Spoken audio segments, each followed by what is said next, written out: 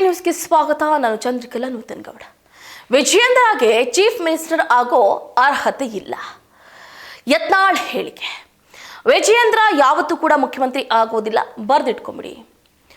ನೋಡಿ, ರಾಜ್ಯ ರಾಜಕಾರಣದಲ್ಲಿ ಒಂದು ಕಡೆ ರಾಜ್ಯಾಧ್ಯಕ್ಷ ಬದಲಾವಣೆ ವಿಷಯಕ್ಕೆ ಸಂಬಂಧಪಟ್ಟಂತೆ ಈಗಾಗಲೇ ಒಂದಷ್ಟು ಚರ್ಚೆಗಳು ನಡೀತಾ ಇದೆ. 3 ವರ್ಷ ಅವಧಿ ಕಂಪ್ಲೀಟ್ ಆಯಿತು. ಈಗ ರಾಜ್ಯಾಧ್ಯಕ್ಷ ಸ್ಥಾನಕ್ಕೆ ಒಬ್ಬ ಹಿರಿಯ ನಾಯಕನನ್ನ ತರಬೇಕು ಅನ್ನುವಂಥ ಸುದ್ದಿ ಎಲ್ಲೆಡೆ ಹರಿತಾ ಇದೆ. ಅದಕ್ಕೆ ಪುಷ್ಟಿ ಎಂಬಂತೆ ಒಂದು ಕಡೆ ಮಾಜಿ ಮುಖ್ಯಮಂತ್ರಿಗಳಾಗಿದ್ದಂತಹ ಡಿ.ವಿ. ಸದಾನಂದ ಗೌಡರು ಕೊಟ್ಟಂತಹ ಅಂದರೆ ಅವರದ್ದೇ ಆಗಿದೆ ಅಥವಾ ಅವರದ್ದೇ ಎನ್ನಲಾಗಿರುವಂತಹ ಒಂದು ಆಡಿಯೋ ಎಲ್ಲೆಡೆ ವೈರಲ್ ಆಗ್ತಾ ಇದೆ.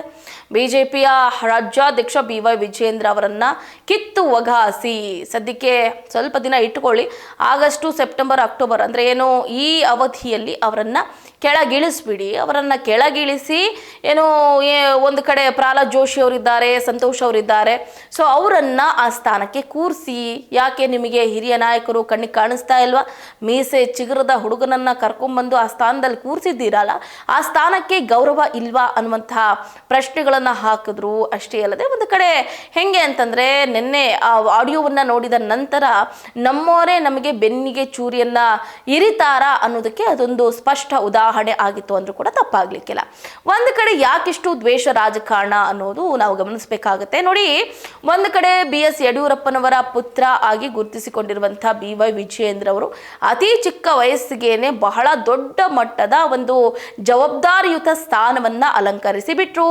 ಎಷ್ಟೋ ನಾಯಕರು 30-40 ವರ್ಷದಿಂದ ಸರ್ಕಸ್ ಹೊಡೆದ್ರೂ ಕೂಡ ಆ ಸ್ಥಾನದಲ್ಲಿ ಕೂರ್ಲಿಕ್ಕೆ ಆಗಲಿಲ್ಲ. ಸೊ ಹಾಗಾಗಿ ಕೆಲವರಿಗೆ ಅಫ್ಕೋರ್ಸ್ ಒಂದು ಬೇಸರ ಅಥವಾ ಹೊಟ್ಟೆ ಉರಿ ಇದ್ದೇ ಇರುತ್ತೆ. ಆ ಸಾಲಿನಲ್ಲಿ ಗುರುತಿಸಿಕೊಂಡಿರುವಂಥ ನಾಯಕರು ಅಂತಂದರೆ ಏನು ಯತ್ನಾಳ್ ಅವರಾಗಿರ್ಬೋದು, ಬಸನಗೌಡ ಪಾಟೀಲ್ ಯತ್ನಾಳ್ ಅವರಾಗಿರ್ಬೋದು, ಅಥವಾ KS ಈಶ್ವರಪ್ಪನವರಾಗಿರ್ಬೋದು, ಸುನೀಲ್ ಕುಮಾರ್ ಆಗಿರ್ಬೋದು, BL ಸಂತೋಷ್ ಅವರಾಗಿರ್ಬೋದು, ಪ್ರಹ್ಲಾದ್ ಜೋಶಿ ಅವರಾಗಿರ್ಬೋದು, CT ರವಿ ಅವರಾಗಿರ್ಬೋದು, ಹೀಗೆ ಹೇಳ್ಕೊಂಡು ಹೋದರೆ ಲಿಸ್ಟ್ ಬೈ ಲಿಸ್ಟ್ ಹೆಸರುಗಳು ಬರ್ತಾನೆ ಇರುತ್ತೆ. ಯಾಕಂತಂದರೆ BJP ಪಾರ್ಟಿಯನ್ನು ಅಥವಾ BJP ಪಕ್ಷವನ್ನ ಬಹಳ ತಳಹಂತದಿಂದಲೂ ಕೂಡ ಬೆಳೆಸ್ಕೊಂಡು ಬಂದಿರುವಂತಹ ನಾಯಕರಲ್ಲಿ ಇವರೆಲ್ಲರೂ ಕೂಡ ಪ್ರಮುಖ ಪಾತ್ರವನ್ನ ವಹಿಸಿದ್ದಾರೆ. ಸೊ ಹಾಗಾಗಿ ಎಲ್ರಿಗೂ ಕೂಡ ಇದನ್ನ ಮಾತಾಡುವ ಅಂದರೆ ಪ್ರಶ್ನೆ ಮಾಡುವಂತಹ ರೈಟ್ಸ್ ಎಲ್ರಿಗೂ ಕೂಡ ಇರುವಂತದ್ದು.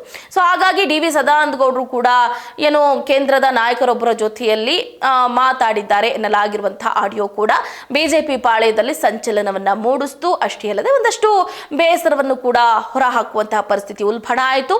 ಇತ್ತ ಕಾಂಗ್ರೆಸ್ಗೆ ಅದು ಒಂಥರ ಹೆಂಗೆ ಅಂತಂದ್ರೆ ಪುಷ್ಟಿ ಸಿಕ್ಕಂದಾಯ್ತು. ರೋಗಿ ಬಯಸಿದ್ದು ಹಾಲು ಅನ್ನ, ವೈದ್ಯ ಹೇಳಿದ್ದು ಹಾಲು ಅನ್ನ ಅನ್ನೋ ರೀತಿಯಲ್ಲಿ ಬಿಜೆಪಿ ನಗೆ ಪಾಟಲಿಗೆ ಆಗೋಯಿತು. ಸೊ ಇದೇ ಸಂದರ್ಭದಲ್ಲಿ ಇದೀಗ ಮತ್ತೆ ಡಿ.ವಿ. ಸದಾನಂದ ಗೌಡರು ಒಂದು ಕಡೆ ಆಡಿಯೋದಲ್ಲಿ ಹಂಗೆ ಮಾತಾಡಿದ್ರು ಅಂತ ಹೇಳಿದ್ರು. ಇನ್ನೊಂದು ಕಡೆ ನೋಡಿ, ಬಸನಗೌಡ ಪಾಟೀಲ್ ಯತ್ನಾಳ್ ಅವರು ಯಾವಾಗಲೂ ಕೂಡ B.S. ಯಡಿಯೂರಪ್ಪ ಹಾಗೆ B.Y. ವಿಜಯೇಂದ್ರ ಅವರನ್ನ ಯಾವಾಗಲೂ ಕೂಡ ಅವರ ಮಾತಿನಲ್ಲೇ ತಿವಿಯುವಂಥ ಕೆಲಸವನ್ನ ಮಾಡ್ತಾ ಇರ್ತಾರೆ. ಪಕ್ಷ ಅವರನ್ನ ಬಿಜೆಪಿಯಿಂದ ತೆಗೆದು ಹಾಕಿದ್ರೆ ಪಕ್ಷ ಸೇರೋದ್ರ ಬಗ್ಗೆ ಯೋಚಿಸ್ತೀನಿ ಅಂತ ಒಂದು ಕಡೆ ವಿಜಯಪುರದ ಉಚ್ಚಾಟಿತ ಶಾಸಕ ಹೇಳಿದ್ರು.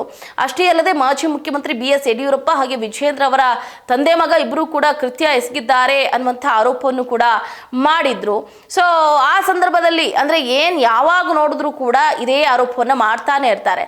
ಬಿಜೆಪಿ ರಾಜ್ಯ ಘಟಕದ ಅಧ್ಯಕ್ಷ B.Y. ವಿಜಯೇಂದ್ರ ಯಾವತ್ತೂ ಕೂಡ ಕರ್ನಾಟಕದ ಮುಖ್ಯಮಂತ್ರಿ ಆಗೋದಕ್ಕೆ ಸಾಧ್ಯ ಇಲ್ಲ, ಇದು ಸೂರ್ಯ ಮತ್ತು ಚಂದ್ರರ ಅಸ್ತಿತ್ವದಷ್ಟೇ ಸತ್ಯ ಅಂತ ಬಿಜೆಪಿಯಿಂದ ಉಚ್ಚಾಟಿತರಾಗಿರುವಂತಹ ವಿಜಯಪುರ ಶಾಸಕ ಬಸನಗೌಡ ಪಾಟೀಲ್ ಯತ್ನಾಳ್ ಅವರು ಹೇಳಿಕೆಯನ್ನ ಕೊಟ್ಟಿದ್ದಾರೆ. ನೋಡಿ, ಮಾಜಿ ಮುಖ್ಯಮಂತ್ರಿ B.S. ಯಡಿಯೂರಪ್ಪ ಹಾಗೆ ವಿಜಯೇಂದ್ರ ಅವರ ಏನು ಒಂದು ಕುಕೃತ್ಯ ಇದೆಯಲ್ಲ, ಅದನ್ನ ಯಾರೂ ಕೂಡ ಸಹಿಸ್ಕೊಳ್ಳೋದಕ್ಕೆ ಸಾಧ್ಯ ಇಲ್ಲ. ನಾವು ಬಿಜೆಪಿಯಲ್ಲಿ ಇದ್ದುಕೊಂಡು ಎಷ್ಟರ ಮಟ್ಟಿಗೆ ಇದೆಲ್ಲವನ್ನ ಅನುಭವಿಸಿದ್ದೀವಿ ಅನ್ನೋದು ನಮಗೆ ಗೊತ್ತಿದೆ. ಅಷ್ಟೇ ಅಲ್ಲದೆ ಮಹರ್ಷಿ ವಾಲ್ಮೀಕಿ ನಿಗಮದಲ್ಲಿ ನಡೆದ ಹಗರಣವನ್ನ ಪ್ರತಿಭಟಿಸುವುದಕ್ಕೆ ವಿಜಯೇಂದ್ರ ಅವರು ನಡೆಸಲು ಉದ್ದೇಶಿಸಿದ್ದ ಪಾದಯಾತ್ರೆಗೆ ಅನುಮತಿ ನಿರಾಕರಿಸಿದ್ದನ್ನು ಕೂಡ ಪ್ರಶ್ನೆಯನ್ನ ಮಾಡಿದ್ರು. ವಿಜಯೇಂದ್ರ ಅವರು ಸದನದ ಮಹಡಿಯಲ್ಲಿ ಕಾಂಗ್ರೆಸ್ ಸರ್ಕಾರವನ್ನ ಪ್ರಶ್ನೆ ಮಾಡೋದಕ್ಕೆ ಪ್ರಾರಂಭಿಸಿದ ತಕ್ಷಣ ಏನು D.K. ಶಿವಕುಮಾರ್ ಅವರು ಮಾಜಿ ಸರ್ಕಾರ ಅಂದ್ರೆ ಫೈಲ್ ಅನ್ನ ಹೊರತೆಗೆಯುವುದಾಗಿ ಬೆದರಿಕೆ ಹಾಕ್ತಾರೆ. ಹಾಗೆ ಕರ್ನಾಟಕ ಬಿಜೆಪಿ ಅಧ್ಯಕ್ಷರು ತಕ್ಷಣ ಮೌನವಾಗಿ ಬಿಡ್ತಾರೆ. ಕಾಂಗ್ರೆಸ್ ಸರ್ಕಾರದ ಹಲವು ವೈಫಲ್ಯಗಳ ಬಗ್ಗೆ ಸಾರ್ವಜನಿಕರಿಗೆ ತಿಳಿಸೋದ್ರಲ್ಲಿ ಬಿಜೆಪಿ ವಿಫಲವಾಗಿದೆ ಅಂತ ಒಂದು ಕಡೆ ಹೇಳಿದ್ರು.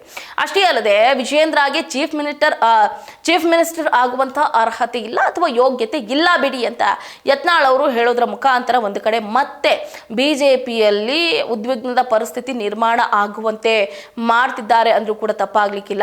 ಒಂದು ಕಡೆ B.S. ಯಡಿಯೂರಪ್ಪ ಹಾಗೆ B.Y. ವಿಜಯೇಂದ್ರ ಅವರನ್ನ ಸ್ವಪಕ್ಷದ ನಾಯಕರೇ ನೋಡಿ ಸಹಿಸ್ಕೊಳ್ತಾ ಇಲ್ಲ. ಯಾಕಂತಂದ್ರೆ ಕುಟುಂಬ ರಾಜಕಾರಣ ಆಗ್ತಾ ಇದೆ ಅಂತ ಎಲ್ಲರೂ ಕೂಡ ಒಂದು ಕಡೆ ದೂರ್ತಾ ಇದ್ದಾರೆ. ಸೊ ಹಾಗಾಗಿ ಕೇಂದ್ರದ ನಾಯಕರು ಕೂಡ ಒಂದು ಕಡೆ ಈ ರಾಜ್ಯಾಧ್ಯಕ್ಷ ಸ್ಥಾನಕ್ಕೆ ವಿ ಸೋಮಣ್ಣ ಅಥವಾ ಯಾರನ್ನ ಕೂರಿಸ್ಬೇಕು, ಅಥವಾ ಇತ್ತ ಪ್ರಹ್ಲಾದ್ ಜೋಶಿ ಅವರನ್ನು ಅಥವಾ BL ಸಂತೋಷ್ ಅವರನ್ನು ಕೂರಿಸ್ಬೇಕಾ ಬೇಡವಾ, ಅಥವಾ ಯಾರನ್ನ ಆಯ್ಕೆ ಮಾಡಿದ್ರೆ ಉತ್ತಮ ಅನ್ನುವಂತಹ ಆಲೋಚನೆಯಲ್ಲಿ ಇರುವಂತದ್ದು. ಸೊ ಹಾಗಾದ್ರೆ ಯಾರು ಆಯ್ಕೆ ಆಗ್ತಾರೆ ಈ ಸ್ಥಾನಕ್ಕೆ ಅನ್ನೋದನ್ನ ಕಾದಷ್ಟೇ ನೋಡಬೇಕಾಗಿದೆ. ಇದಾಗಿತ್ತು ಇವರೆಗಿನ ಅಪ್ಡೇಟ್. ನೋಡ್ತಾ ಇರಿ ಸ್ಪೀಡ್ ನ್ಯೂಸ್, ಸುದ್ದಿ ನಿಮ್ಮದು, ವೇಗ ನಮ್ಮದು.